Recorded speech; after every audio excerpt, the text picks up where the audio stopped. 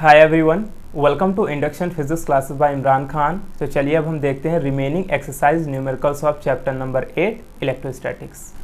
So let's see question number 8 में क्या given है। A 6 microfarad capacitor is charged by a 300 volt supply. It is then disconnected from the supply and is connected to another uncharged capacitor having a value of 3 microfarad, right? और हमें पूछा क्या है कि how much electrostatic energy of the first capacitor is lost in the form of heat and electromagnetic radiation. ठीक है, तो हमें यहाँ पर दो कैपेसिटर दिए हैं। तो पहला हम केस देखते हैं कि क्वेश्चन नंबर 8, ठीक है, क्या गिवन है हमारे पास। कंडीशन देखते हैं। सबसे पहले हमें दिया है कि एक हमारे पास एक कोई कैपेसिटर है, ठीक है, और इस कैपेसिटर का जो कैपेसिटेंस है उसकी वैल्यू दिया है 6 माइक्रोफैराड। तो इसे हम फैराड में कन्वर्ट करेंगे तो कितना हो जाएगा 10⁻⁻6 फैराड। तो इनिशियली एक कैपेसिटर है जिसे हमने क्या किया है, एक पोटेंशियल सोर्स से कनेक्ट किया हुआ है, और ये जो पोटेंशियल सोर्स है इसका जो पोटेंशियल है उसकी वैल्यू हमें यहाँ पर गिवन है। कितनी गिवन है, V1 = 300 वोल्ट, ठीक है। यानी ये हमारा इनिशियल केस है। इनिशियल केस में क्या है कि कैपेसिटेंस C1 है और इसमें जो हमने पोटेंशियल से चार्ज किया है उसका पोटेंशियल V1 है।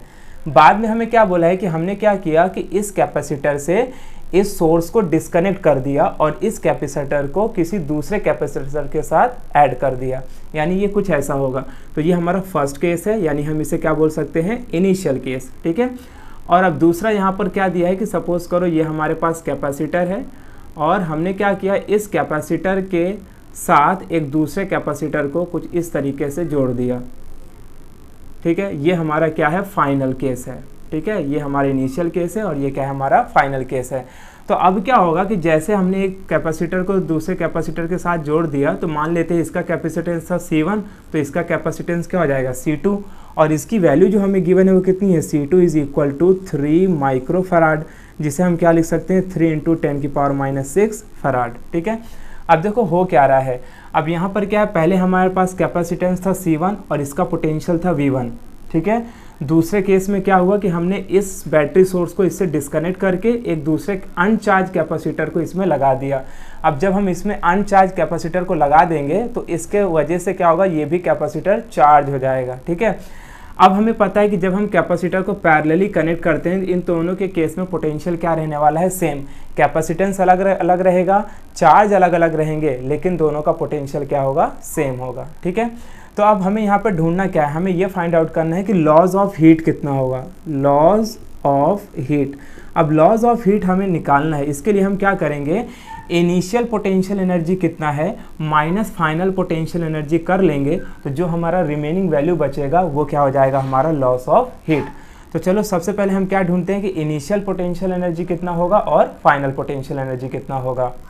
तो अब देखो इनिशियल पोटेंशियल एनर्जी के लिए हमारे पास फॉर्मूला क्या है, हमारे पास फॉर्मूला है UI ले लेता हूँ, इसे हम क्या बोलते हैं, इनिशियल इलेक्ट्रोस्टैटिक पोटेंशियल एनर्जी, और इसका फॉर्मूला क्या होता है 12CV²। तो ये हो जाएगा C1 V1, ठीक है।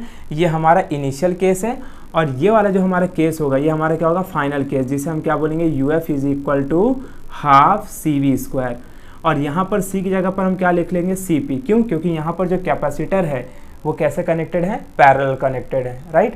तो सबसे पहले हम U इनिशियल निकाल लेंगे, बाद में U फाइनल निकाल लेंगे, और U इनिशियल से U फाइनल को माइनस कर देंगे तो हमें क्या मिल जाएगा, लॉस ऑफ हीट मिल जाएगा। तो चलो सबसे पहले U इनिशियल निकाल लेते हैं। तो देखो ये क्या होगा, हाफ C1 की वैल्यू कितनी है, 6 × 10⁻⁻6, तो ये कितना होगा 6 × 10⁻⁻6 इंटू V1 का स्क्वायर। अच्छा V की वैल्यू यहाँ पर कितनी है 300, तो हमें क्या करना है, इसका स्क्वायर करना है। तो और इससे सिंपल बनाने के लिए मैं इसे लिखता हूँ 3 × 10⁻2 वोल्ट। मैंने क्या किया, जस्ट 2 डिजिट को शिफ्ट किया और इसे 10⁻2 के फॉर्म में लिख दिया। अब होगा क्या कि इसका आप स्क्वायर कर लो, 3 × 10⁻2 का स्क्वायर।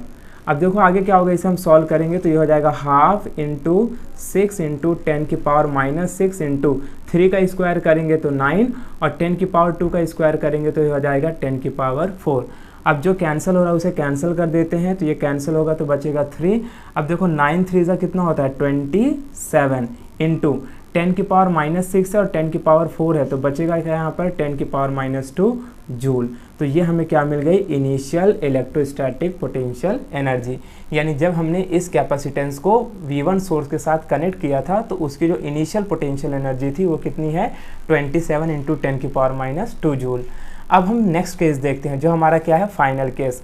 अब देखो फाइनल केस में यहाँ पर Cp दिया है और V दिया है, ना तो हमें Cp की वैल्यू पता है और ना तो हमें V की वैल्यू पता है। तो सबसे पहले हमें क्या निकालना पड़ेगा कि कैपेसिटेंस को जब हम पैरेलली कनेक्ट करेंगे तो इफेक्टिव कैपेसिटेंस कितना होगा, और दूसरा हमें ये निकालना होगा कि इन दोनों के अक्रॉस जो पोटेंशियल V है उसकी क्या वैल्यू होगी, राइट। तभी हम उनकी वैल्यू को इसमें पुटअप करके U फाइनल निकाल सकते हैं। तो सबसे पहले मैं Cp निकालता हूँ। तो देयरफॉर देखो Cp क्या है, कैपेसिटर कनेक्टेड इन पैरेलल, और कैपेसिटर को जब हम पैरेलली कनेक्ट करते हैं तो उसका फार्मूला क्या होता है, C1 + C2।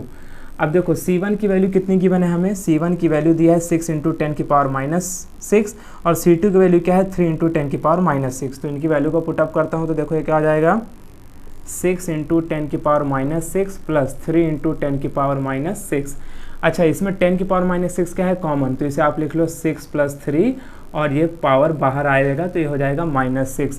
अब इसको ऐड करेंगे तो कितना हो जाएगा, 9 × 10 की पावर -6। ठीक है, ये हमें क्या मिल गया, कैपेसिटर कनेक्टेड इन पैरेलल। यानी जब हम इन दोनों कैपेसिटर को पैरेलली कनेक्ट करेंगे तो उसकी जो कैपेसिटेंस होगी वो कितनी होगी, 9 × 10 की पावर -6। हमने Cp निकाल लिया, अब हमें क्या निकालना है, पोटेंशियल निकालना है। तो देखो पोटेंशियल के लिए क्या करेंगे, सो देयरफॉर हमें क्या निकालना है, पोटेंशियल। इसके लिए देखो हम क्या कर रहे हैं, अब ध्यान से देखो, यहाँ पर चार्ज टोटल कितना था, Q।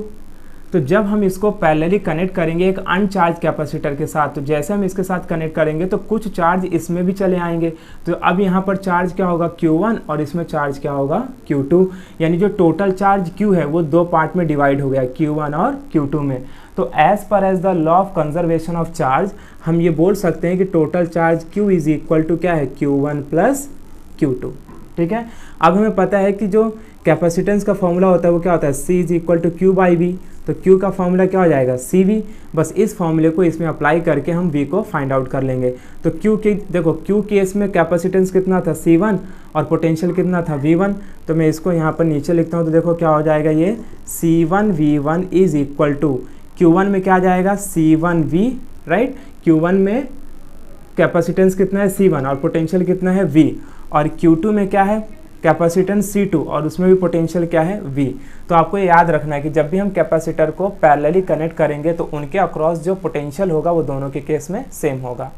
सो देयरफॉर अब देखो यहाँ से क्या होगा, C1V1 is equal to, V common है तो बाहर निकाल लेते हैं, अंदर क्या बचेगा, C1 + C2। सो देयरफॉर यहाँ से V की वैल्यू क्या मिलेगी अपने को, V is equal to C1V1 upon C1 + C2। अच्छा, यहाँ पर देखो C1 की वैल्यू कितनी है, C1 की वैल्यू है 6 × 10 की पावर -6, V1 की वैल्यू कितनी है 300 अपॉन C1 C2 की वैल्यू ऑलरेडी हमने निकाली थी, कितनी है वहाँ पर 9 × 10 की पावर -6। अब यहाँ से देखो 10 की पावर -6, 10 की पावर -6 कैंसल, अगर आप इसे 3 से कट करोगे तो ये हो जाएगा 3 और ये हो जाएगा 2, और फिर आप 3 से कट करोगे तो ये कितना हो जाएगा 100, 100 को 2 से मल्टीप्लाई करोगे तो कितना हो जाएगा 200 और यूनिट होगा वोल्ट। ठीक है, तो ये हमें क्या मिल गया, यहाँ पर V की वैल्यू मिल गई, कितनी V की वैल्यू मिली, 200 वोल्ट। अब हम फाइनली पोटेंशियल एनर्जी को निकाल सकते हैं। सो देयरफॉर देखो क्या होगा, therefore UF is equal to, क्या फॉर्मूला है, हाफ Cp की वैल्यू कितनी निकाली है, 9 × 10 की पावर -6 और V²। तो यहाँ पर हमें V की वैल्यू कितनी मिली है, 200। तो हम इसका स्क्वायर करके, यानी इसको ऐसा लिख लेते हैं, 2 × 10 की पावर 2 का स्क्वायर। अब देखो ये कितना हो जाएगा, हाफ × 9 × 10 की पावर -6 इंटू 2 का स्क्वायर कितना होगा 4, और 10 की पावर 2 का स्क्वायर कितना होगा 10 की पावर 4, राइट। तो यहाँ से कुछ कैंसिल होगा, यस, 2 से कट करेंगे तो यहाँ 2 आ जाएगा। सो देयरफॉर फाइनली इसे हम क्या लिख सकते हैं, देखो 9 2 = 18 इंटू 10 की पावर -6 और 10 की पावर 4 है, तो यहाँ पे बचेगा क्या, 10 की पावर -2 जूल। तो ये हमें यहाँ पर क्या मिल गया, फाइनल इलेक्ट्रोस्टैटिक पोटेंशियल एनर्जी। तो इनिशियल इलेक्ट्रोस्टैटिक पोटेंशियल एनर्जी कितनी है 27, फाइनल इलेक्ट्रोस्टैटिक पोटेंशियल एनर्जी कितनी है 18 इंटू 10⁻² जूल। अब बस हम लॉज ऑफ हीट निकाल सकते हैं। So therefore laws of heat कैसे निकालेंगे हम लोग, U initial minus U final. तो इनिशियल वैल्यू कितनी है, इनिशियल वैल्यू है हमारी 27 इंटू 10⁻² और फाइनल वैल्यू कितनी है 18 इंटू 10⁻²। तो अब आप करोगे क्या 27 माइनस 18 और पावर कॉमन बाहर निकलेगा -2, तो 27 में से 18 जाएगा तो क्या बचेगा 9 इंटू 10⁻² और इसका यूनिट क्या आ जाएगा जूल। ठीक है, तो इतनी हीट एनर्जी लॉस होगी इस प्रोसेस से इस प्रोसेस होने में, right. Now let's see question number 11 में क्या गिवन है। A charge 6 microcoulomb is placed at the origin and another charge -5 microcoulomb is placed on the y axis at a position A 0,6.0 metre. ठीक है, और हमें पूछा क्या है, we have to calculate the total electric potential at the point P और उसका हमें कोऑर्डिनेट्स भी दिया है 8,0 मीटर। और बी पार्ट में हमें क्या पूछा है, calculate the work done to bring a proton from infinity to that point and what is the significance of negative sign. ठीक है, तो ये सारी चीज़ें हमें यहाँ पर पूछा है। तो सबसे पहले हम क्या करते हैं कि ये जो हमें यहाँ पर ग्राफ दिया हुआ है इसे ड्रॉ कर लेते हैं। ठीक है, सो इस तरह का हमारे पास कुछ केस है कि एक हमारे पास चार्ज रखा हुआ है ओरिजिन पे और दूसरा चार्ज हमारा रखा हुआ है ए पॉइंट पे जो कि वाई एक्सिस में है। ओरिजिन में जो चार्ज रखा है हम मान लेते हैं उसे वो क्या है Q1 और इसकी वैल्यू है 6 इंटू 10⁻⁻6 कूलम, और जो चार्ज वाई एक्सिस में यानी ए पॉइंट पे रखा हुआ है उसकी वैल्यू है -5 इंटू 10⁻�6 कूलम। और क्वेश्चन में हमें इनका कोऑर्डिनेट सिस्टम की वजह से इनका लोकेशन भी दिया हुआ है कि ये वाला जो चार्ज है वो कहाँ पर रखा है 8.0 का मतलब 8 यानी x एक्सिस में। तो ये P पॉइंट से यहाँ तक का जो डिस्टेंस है वो बेसिकली कितना हो जाएगा 8। ठीक है, और उसके बाद ये जो -5 चार्ज है इसका डिस्टेंस कितना दिया है 6, तो ये वाला जो डिस्टेंस होगा इसे हम क्या बोलेंगे 6। ठीक है, तो ये हमें इनके लोकेशन दिए हुए हैं। अब देखो हमें करना क्या है, we have to find the electrostatic potential energy at point P due to these two charges. इन दोनों चार्जेस की वजह से P पॉइंट पर कितना इलेक्ट्रिक पोटेंशियल होगा वो हमें कैलकुलेट करना है। इलेक्ट्रिक पोटेंशियल यानी हमें V निकालना है, किस पॉइंट पर, P पॉइंट पर। सबसे पहले कंडीशन में हमें ये बोला है। ठीक है, उसके बाद दूसरा भी कंडीशन है और वहाँ पर बोला है कि अगर हम किसी चार्ज को, प्रोटॉन चार्ज को इन्फिनिटी से P पॉइंट पे लेके आते हैं तो हमें कितना वर्क करना पड़ेगा। ठीक है, तो ये दो चीज़ हमें यहाँ पर फाइंड आउट करना है। तो सबसे पहले हम क्या करते हैं कि इलेक्ट्रिक पोटेंशियल फाइंड आउट कर लेते हैं कि P पॉइंट पर कितना होगा। ठीक है, अब देखो इलेक्ट्रिक पोटेंशियल का फॉर्मूला क्या होता है, हमें इलेक्ट्रिक पोटेंशियल का फॉर्मूला पता है 1/4πε0 और Q अपॉन क्या होता है R, राइट। लेकिन अब यहाँ पर देखो कितने चार्ज है, 2 चार्ज हैं, तो एक हो जाएगा Q1R1 प्लस और दूसरे चार्ज का पोटेंशियल कितना होगा 1/4πε0 Q2 अपॉन R2। ठीक है, अब देखो इसमें से क्या कॉमन है, जो कॉमन है उसे बाहर निकाल लेते हैं। तो देयरफॉर ये क्या हो जाएगा Vp इज इक्वल टू 1/4πε0 और अंदर क्या बचेगा Q1 upon R1 plus Q2 upon R2। ठीक है, अब यहाँ पर देखो R1 और R2 का मतलब क्या है यहाँ पर। अब देखो ये वाला चार्ज यहाँ पर रखा है तो यहाँ से इस पॉइंट तक का डिस्टेंस तो 8 है, लेकिन इस चार्ज से इस पॉइंट तक का डिस्टेंस हमें पता नहीं है, यानी कि हमें ये वाला डिस्टेंस निकालना है कि कितना होगा। ठीक है, तो ये डिस्टेंस निकालने के लिए हम क्या करेंगे, पाइथागोरस थ्योरम अप्लाई कर सकते हैं और उससे हम पता कर सकते हैं। जैसे कि अगर मैं मान लूँ कि ये ओरिजिन पॉइंट O है, सो देयरफॉर हम क्या बोल सकते हैं कि जो AP² होगा वो किसके बराबर होगा, AP² is equal to OP² plus OA²। तो OP कितना है 8 का स्क्वायर प्लस 6 का स्क्वायर, तो ये हमें पता है कितना होगा 64 प्लस 36 इज इक्वल टू 100। तो इसकी वैल्यू हमें क्या मिल जाएगी 10 मीटर। ठीक है, तो ये हमें क्या मिल गया AP मिल गया। तो ये वाला जो है हमें ये डिस्टेंस पता चल गया कि इसका डिस्टेंस कितना है 10 मीटर। ठीक है, ओके, अब आगे देखो, अब हम इसकी देखो हमें R1 डिस्टेंस पता हो गया पहले चार्ज का और R2 डिस्टेंस भी पता हो गया। अब हम इसकी वैल्यूज़ को इसमें पुटअप करते हैं तो देखो क्या होगा, therefore Vp is equal to 1/4πε0 की जो वैल्यू है ये एक कांस्टेंट वैल्यू है और ये हमें पता होती है, कितनी होती है 9 इंटू 10⁹ इन द ब्रैकेट। अब देखो Q1 चार्ज की वैल्यू कितनी है, Q1 की वैल्यू है 6 इंटू 10⁻⁻6 अपॉन R1 डिस्टेंस हमारा कौन सा है, ये वाला डिस्टेंस, तो ये हो जाएगा 8 और प्लस Q2 चार्ज की वैल्यू कितनी है -5 इंटू 10⁻⁻6, तो ये हो जाएगा -5 इंटू 10 की पावर -6 अपॉन R2। R2 का डिस्टेंस कितना हमने निकाला है 10, ठीक है। अब हमें इसे क्या करना है, सॉल्व करना है। तो देखो इसे कैसे सॉल्व करेंगे, so therefore Vp is equal to 9 into 10 की पावर 9, और यहाँ से क्या होगा देखो ध्यान से, इसमें 10 की पावर -6 को मैं बाहर निकाल लेता हूँ, तो ये क्या हो जाएगा 6/8 माइनस 5/10, और ये पावर बाहर निकलेगा तो क्या हो जाएगा 10 की पावर -6। अब क्या करेंगे नेक्स्ट स्टेप में, therefore Vp is equal to 9 into 10 की पावर 9 है और 10 की पावर -6 है, तो यहाँ पर बचेगा क्या 10 की पावर 3, ठीक है। और यहाँ पे हम क्या कर सकते हैं, इसे 2 से कट करेंगे तो ये 3 हो जाएगा और ये 4 हो जाएगा, तो अंदर हमें क्या बचेगा फिर 3/4 माइनस 5/10, ठीक है, जिसे आप 1/2 भी लिख सकते हो इसे, ठीक है। अब हमें इसे करना क्या है, क्रॉस मल्टीप्लिकेशन करके सॉल्व करना है। तो मैं इसे कट करके 1/2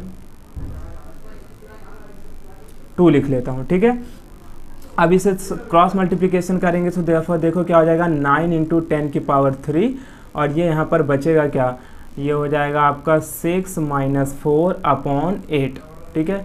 अब इसे हम आगे सॉल्व कर लेते हैं। So therefore Vp is equal to 9 into 10 की पावर 3 और 6 माइनस 4 करेंगे तो क्या बचेगा 2/8, राइट।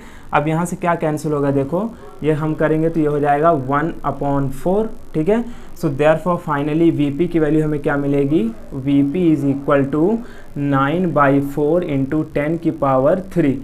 अब आप क्या करो, 4 से 9 को डिवाइड कर लो, तो जब आप इसे कट करोगे तो कितनी बार जाएगा 2.25 इंटू 10 की पावर 3, और इसका यूनिट हो जाएगा वोल्ट।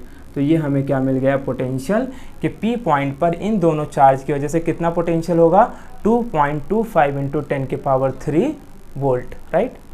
तो हमने ए पार्ट निकाल लिया, हमें पोटेंशियल मिल गया। अब हमें क्या निकालना था, वर्क कितना होगा, ठीक है। यानी अगर हम एक इन्फिनिटिव पॉइंट से किसी P पॉइंट पर अगर हम क्या लेके आ रहे हैं, एक प्रोटॉन चार्ज को लेके आ रहे हैं, प्रोटॉन को मैं कहाँ से ला रहा हूँ, इन्फिनिटिव से P पॉइंट पर, तो इन्फिनिटिव से P पॉइंट पर प्रोटॉन को लाने के लिए मुझे कितना वर्क करना पड़ेगा वो मुझे यहाँ पर पता करना है।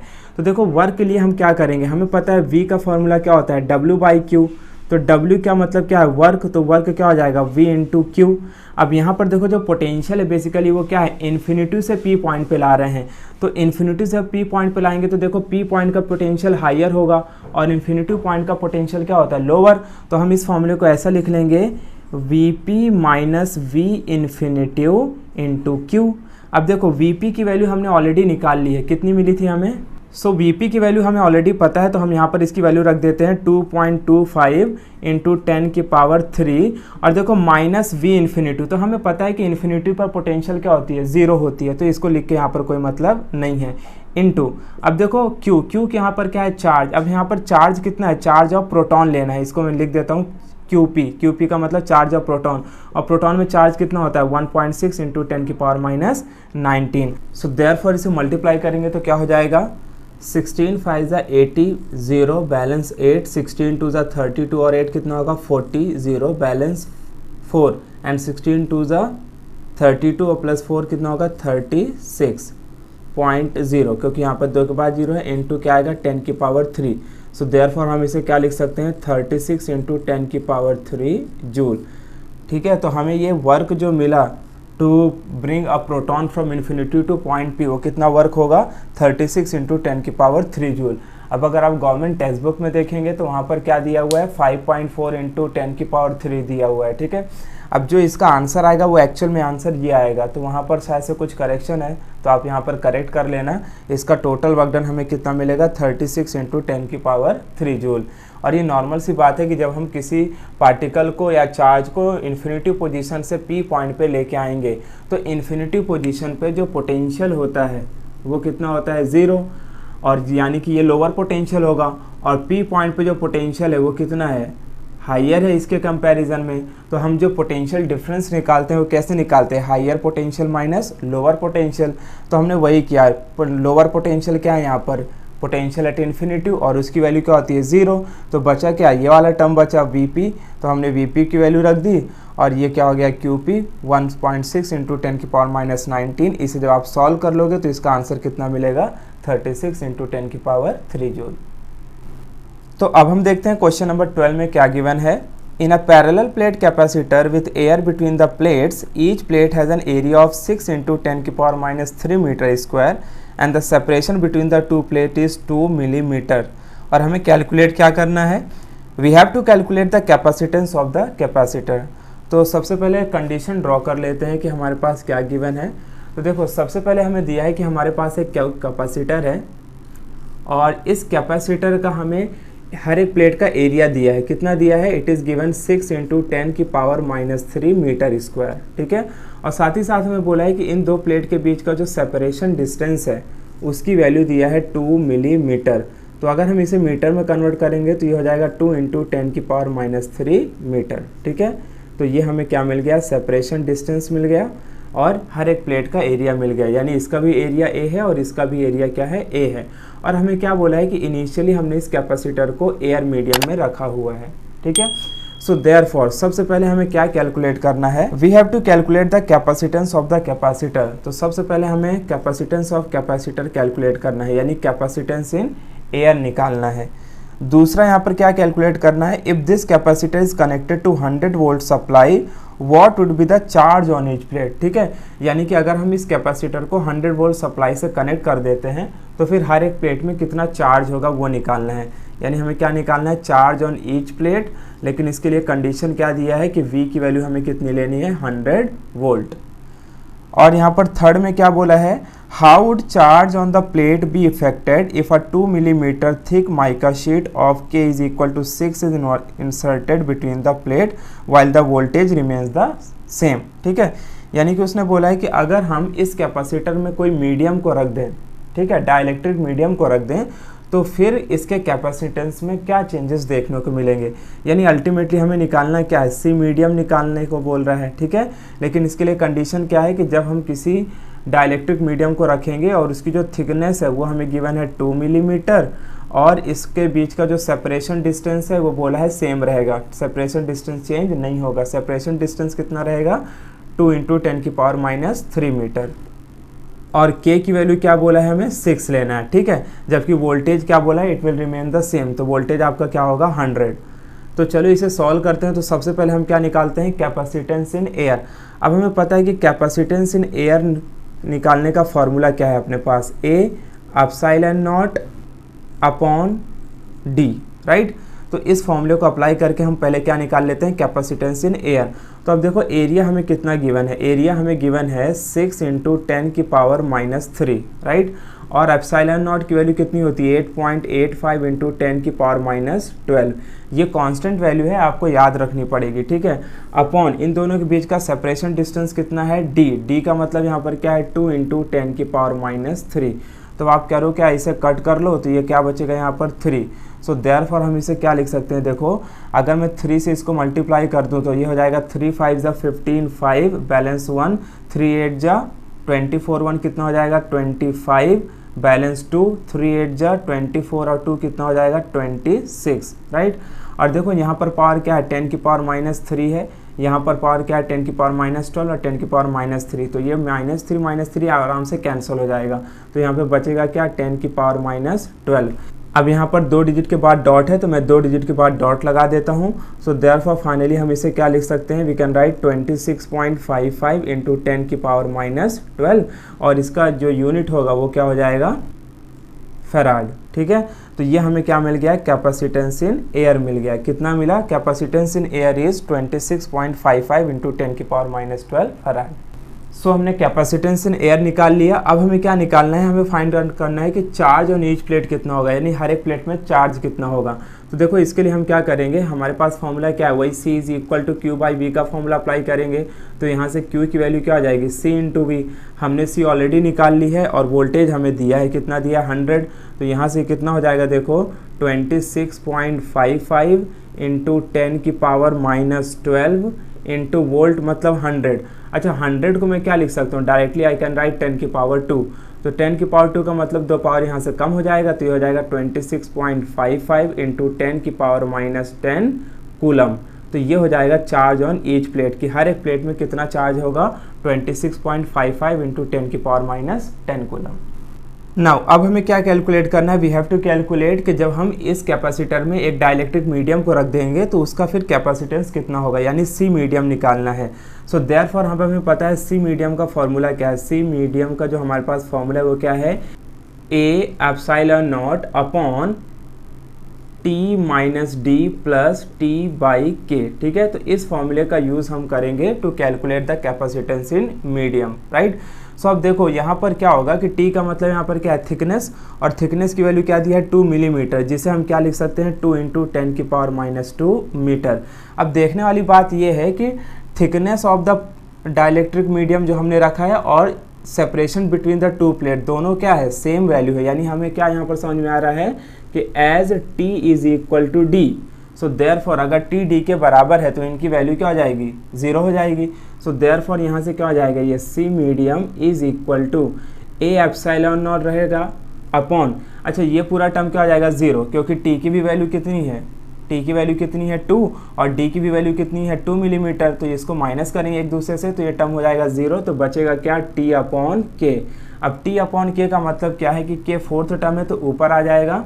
सो देयरफॉर ये फाइनली क्या बनेगा, देखो C medium is equal to A epsilon naught के upon T, right. So therefore अब यहाँ से क्या होगा, ए की वैल्यू हमें ऑलरेडी गिवन है, कितना है 6 × 10⁻³ इंटू इसकी वैल्यू क्या होती है 8.85 × 10⁻12 इंटू के की वैल्यू हमें कितनी गिवन है 6, तो मैं यहाँ पर 6 रख देता हूँ अपॉन टी की वैल्यू कितनी है 2 × 10⁻³ अब आप क्या करो, इसे कट कर लो तो ये हो जाएगा 3।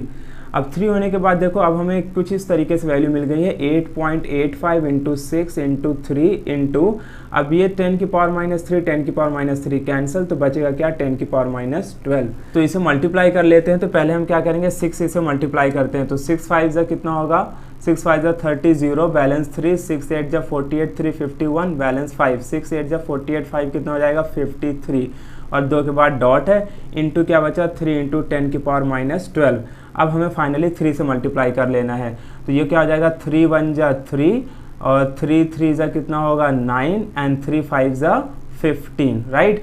अब यहाँ पर 1 के बाद डॉट लगा दो इंटू 10 की पावर क्या आएगा -12, तो इसे मैं क्या लिख सकता हूँ 1.593 इंटू 10 की पावर -10 और इसका यूनिट क्या हो जाएगा फैराड, ठीक है। तो ये हमें क्या मिल गया कैपेसिटेंस इन मीडियम, कि जब हम किसी डाइलेक्ट्रिक मीडियम को कैपेसिटेंस के अंदर रखेंगे जिसकी थिकनेस कितनी गिवन थी 2 मिलीमीटर, तो उसका कैपेसिटेंस कितना मिलेगा अपने को 1.593 इंटू 10 की पावर -10, ठीक है। अगर आप बुक में देखेंगे तो वहाँ पर 10 की पावर -9 है, क्योंकि वहाँ पर उन्होंने एक डिजिट को और शिफ्ट किया है, तो आप चाहे तो एक डिजिट को और शिफ्ट कर देंगे तो यहाँ पर 10 की पावर -11 हो जाएगा और यहाँ पर भी 10 की पावर -9 हो जाएगा, ठीक है। तो अगर आप डिजिट नहीं भी शिफ्ट करते हैं तो भी चलेगा, बिकॉज 2 डिजिट तक हम यहाँ पर लिख सकते हैं। तो अब हम देखते हैं कि क्वेश्चन नंबर 13 यानी लास्ट क्वेश्चन है ये, इसमें क्या गिवन है, find the equivalent capacitance between P and Q given area of each plate is equal to A and the separation between the plate is D। तो हमें यहाँ पर 2 डायग्राम्स दिए हुए हैं और उसके वजह से हमें पता करना है कि P और Q पॉइंट के बीच का कितना पोटेंशियल होगा, ठीक है। तो सबसे पहले हम क्या करेंगे, इसे ड्रॉ कर लेते हैं और फिर हमें इसे फाइंड आउट करते हैं। सो मैंने यहाँ पर डायग्राम को ड्रॉ कर लिया है। अब देखो यहाँ पर कैसा हमारे पास कंडीशन है। इनिशियली हमें यहाँ पर क्या बोला है कि 3 कैपेसिटर हैं जो एक दूसरे से सीरीज में कनेक्टेड हैं, ठीक है। और यानी ये पहला डायग्राम है हमारा और ये दूसरा डायग्राम है, और इन दोनों के केस में हमें पता करना है कि टोटल कैपेसिटेंस कितना होगा, ठीक है। तो इसमें जो 3 कैपेसिटेंस कनेक्टेड हैं वो एक दूसरे में सीरीज में कनेक्टेड हैं, और इसमें जो कैपेसिटेंस कनेक्टेड हैं वो कुछ पैरेलल कनेक्टेड है और कुछ सीरीज में कनेक्टेड है, राइट। तो सबसे पहले हम ये पहला केस देखते हैं कि इसका हमें नेट कैपेसिटेंस क्या मिलेगा। देखो अगर अभी आप ऐसे देखोगे तो आपको शायद हो सकता है समझ में आ रहा हो कि ये पैरेलल कनेक्टेड है, बट ये पैरेलल कनेक्टेड नहीं है। इसे अगर आप ऐसे करके देखोगे तो आपको क्या मिलेगा कि ये एक सीरीज में कनेक्टेड है, यानी पहला कैपेसिटर, दूसरा कैपेसिटर और तीसरा कैपेसिटर, और हमें क्या निकालना है, P और Q पॉइंट के बीच का पोटेंशियल निकालना है, राइट। तो ये कुछ इस तरीके से है, तो इसे हम C1 मान लेंगे, ये हो जाएगा C2 और ये क्या हो जाएगा C3। तो ये हो जाएगा कैपेसिटेंस C1, C2 और ये C3, ठीक है।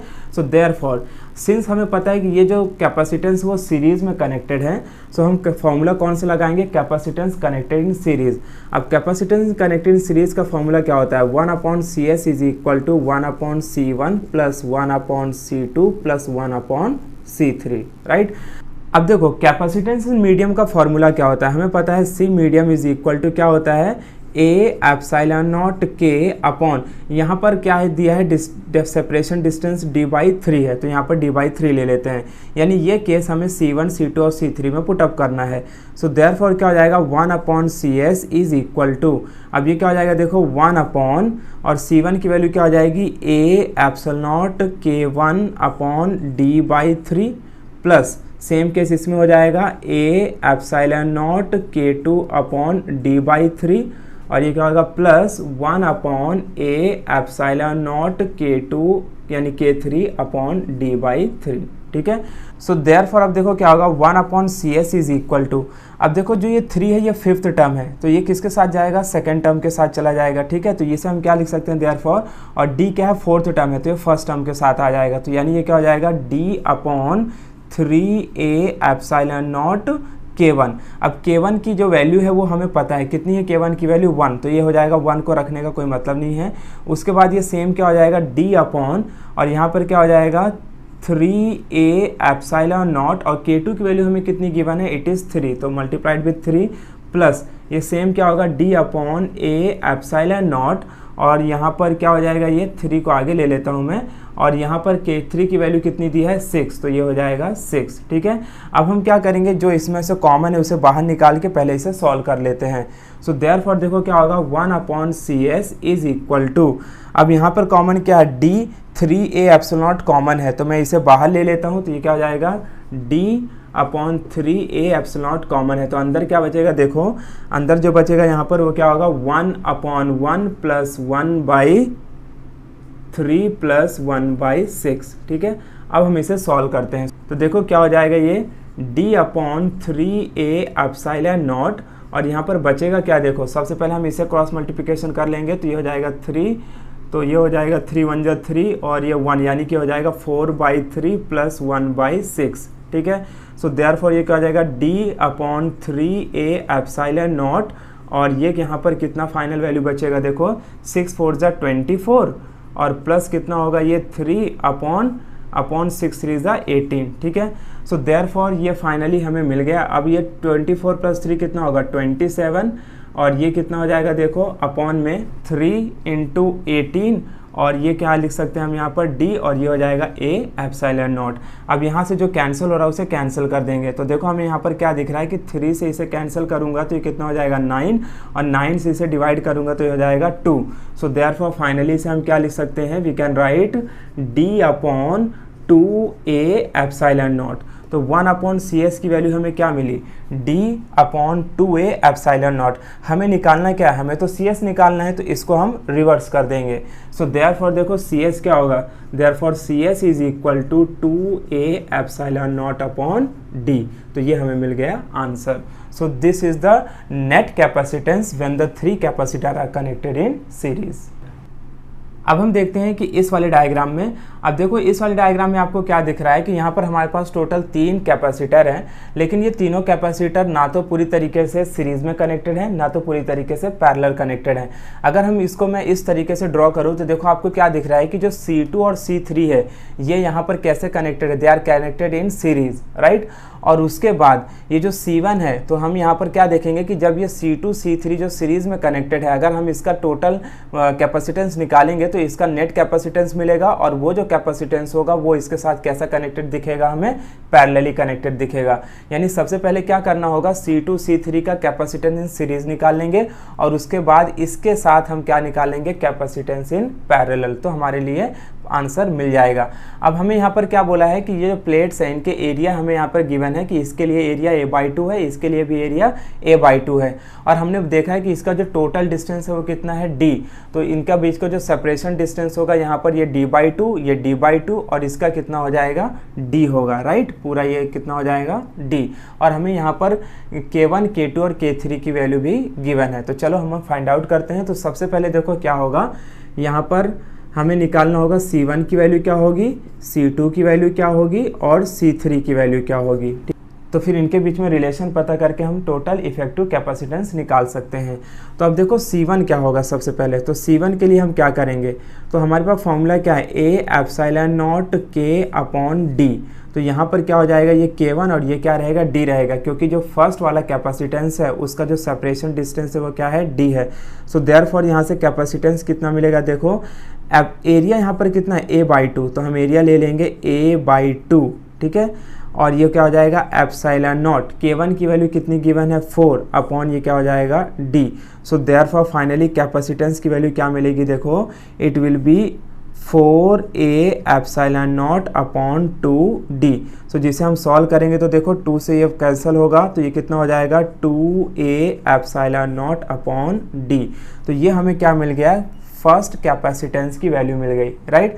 इसी तरीके से अब देखो हम सेकेंड कैपेसिटेंस C2 निकाल लेते हैं। इसके लिए क्या होगा, सेम होगा a/2 ε0 K2 अपॉन d/2, क्योंकि अब यहाँ पर जो सेपरेशन है वो कितना है d/2 है, ठीक है। सो देयरफॉर ये क्या हो जाएगा C2 is equal to a/2 ε0 और K2 की वैल्यू कितनी गिवन है हमें, K2 की वैल्यू गिवन है 3, तो मैं यहाँ पर लिख लेता हूँ 3 अपॉन d/2। अब देखो यहाँ पर होगा क्या, first term, second term, third term, fourth term, तो फोर्थ किसके साथ जाएगा, फर्स्ट के साथ, तो इसे हम ऐसे लिख लेंगे, ये हो जाएगा 2 × 3a ε0 अपॉन 2d। तो यहाँ से ये कैंसिल हो जाएगा। सो देयरफॉर C2 की वैल्यू क्या मिल जाएगी 3a ε0 अपॉन d, राइट। तो C1 की वैल्यू मिल गई, C2 मिल गई। इसी तरीके से हम C3 निकाल लेते हैं। तो देखो C3 क्या हो जाएगा, सेम a/2 और ये क्या हो जाएगा ε0 K3 अपॉन d/2, ठीक है। सो देयरफॉर देखो यहाँ पर क्या होगा, ये इसमें भी हमें पता है कि जैसे इस केस होगा वैसे ही होगा कुछ, तो यहाँ पर हो जाएगा आपका a/2 ε0 और K3 की वैल्यू यहाँ पर कितनी गिवन है 6 अपॉन क्या हो जाएगा d/2। तो वापस से first term, second term, third और फोर्थ, तो fourth will go with the first, तो यानी ये क्या हो जाएगा देखो 2 × 6a ε0 अपॉन 2d। अब यहाँ पे क्या होगा, ये कैंसिल हो जाएगा। सो देयरफॉर इसका नेट कैपेसिटेंस कितना मिलेगा अपने को 6a ε0 अपॉन d। तो ये हमें किसकी मिल गई, C3 की वैल्यू मिल गई। तो इस तरीके से हमने C1, C2, C3 की वैल्यू निकाल ली। अब हम क्या करेंगे, टोटल हमें P और Q के बीच का जो नेट कैपेसिटेंस निकालना है, उसके लिए हम सबसे पहले ये सिंस ये सीरीज़ में कनेक्टेड है तो इनके बीच का एक कैपेसिटेंस निकाल लेंगे, और फिर यो उसके साथ कैसा कनेक्टेड होगा, पैरेलली कनेक्टेड होगा। तो फिर हमें उसे पैरेलल फॉर्मूला अप्लाई करके टोटल कैपेसिटेंस निकाल सकते हैं। सो देयरफॉर देखो 1/CS कितना होगा, 1/CS 1/C2 plus 1/C3, right. So therefore 1/CS is equal to 1/C2। C2 की वैल्यू हमें कितनी मिली, it is 3a ε0 upon d हो जाएगा, और प्लस ये कितना हो जाएगा, ये दिस विल बी 1 अपॉन ये हो जाएगा 6a ε0 अपॉन d। अब हम क्या करेंगे, इसमें से जो कॉमन है उसे बाहर निकाल लेंगे। सो देयरफॉर ये क्या होगा, देखो therefore 1/CS is equal to क्या यहाँ पर कॉमन है, देखो अब देखो ये जो टर्म है, ये कौन सा टर्म है हमारे पास, ये फोर्थ टर्म है, तो d को पहले ऊपर ले लेते हैं, तो ये कितना हो जाएगा dA ε0 यानी, और ये कितना हो जाएगा d अपॉन 6a ε0। अब जो कॉमन है उसे बाहर ले लेते हैं, तो ये हो जाएगा 1/CS इज इक्वल टू ये हो जाएगा d अपॉन a ε0 बाहर आ गया, अंदर क्या बचेगा 1/3 प्लस 1/6। अब हमें इसे सॉल्व कर लेना है। तो देखो क्या हो जाएगा, ये d अपॉन a ε0, और इसे सॉल्व करेंगे हम तो क्या मिलेगा 6 × 1 = 6 plus 3 upon 18, right. So therefore इसे हम क्या लिख सकते हैं, देखो 6 3 कितना हो जाएगा 9/18 और यहाँ पे बचेगा क्या d/a/0। अब क्या होगा, ये अपने को क्या मिला 1/CS मिला, लेकिन हमें निकालना क्या है, we have to find CS, तो इसको रिवर्स कर देंगे। तो जब रिवर्स करेंगे तो फाइनली CS की वैल्यू हमें क्या मिलेगी, CS इज इक्वल टू ये हो जाएगा 18a/0/d। So therefore CS is equal to, यहाँ से देखो क्या कैंसिल होगा, ये 9d है, ठीक है, तो ये यहाँ पे कितना हो जाएगा 2, तो इसे हम क्या लिख सकते हैं 2a/0/d। तो हमने क्या देखा कि जब हम कैपेसिटर 2 और 3 को सीरीज में कनेक्ट करेंगे तो यहाँ पर टोटल इफेक्टिव कैपेसिटेंस कितना मिलेगा 2a/0/d। तो हमें यहाँ पर बीच का कैपेसिटेंस मिल गया है, कितना मिला है, इसे हम बोलते हैं CS, राइट। सो देयरफॉर अब देखो हम टोटल कैपेसिटेंस निकाल लेते हैं। सो टोटल कैपेसिटेंस C किसके बराबर होगा, यानी capacitance when connected in parallel, क्या हो जाएगा ये C1 प्लस CS। अब C1 की वैल्यू हमारे पास कितनी गिवन है, देखो इट इज़ गिवन 2a/0/d और CS की वैल्यू हमने कितनी निकाली है, इट इज़ 2a/0/d। अब आपको करना क्या, इन दोनों को प्लस कर देना है। सो देयरफॉर जब हम इसे प्लस करेंगे तो कितना हो जाएगा, ये 2 2 4a/0/d। तो ये हमें क्या मिल गया, टोटल कैपेसिटेंस मिल गया, ठीक है, कि जब हम इन कैपेसिटर को कुछ इस तरीके से कनेक्ट करेंगे तो इसके वजह से जो टोटल कैपेसिटेंस होगा वो कितना होगा 4a/0/d।